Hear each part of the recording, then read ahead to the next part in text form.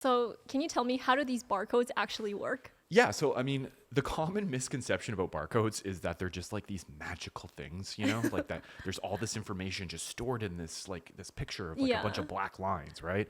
But the reality is there needs to be a connection made prior, right? So again, all a barcode is just a way for a machine to read a code. That code needs to actually be connected to some sort of database, right?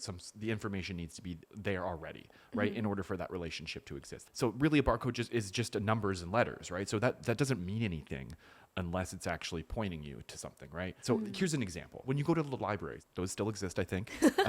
When you go to a library and you're looking up for a book, right? You know the name of the book, you know the author of the book, right? Yeah. You don't obviously have any of the information inside the book. That's why you're at the library, right?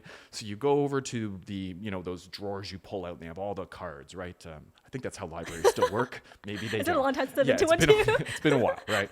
But we'll say that's how they still work. And maybe they probably have computers now, right? But the same idea, right? You type in the name of the book, the author, whatever, and then it'll give you like a code and it'll tell you what floor it's on, what shelf it's on, what stack it's in, whatever, all of that. So then you can go there and then locate the book. Think of barcodes as the little card in the library.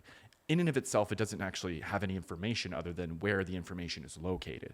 So barcodes are essentially that. They're the little card that tell you, or tell the computer rather, where the information is located. And then it will then go to that information and then pull up the information. Yeah, it makes life so much easier. Exactly. Like even for like when you're going to the mall, like, oh, do you have this shirt in stock or like something else? I think just goes beep and then Good to go.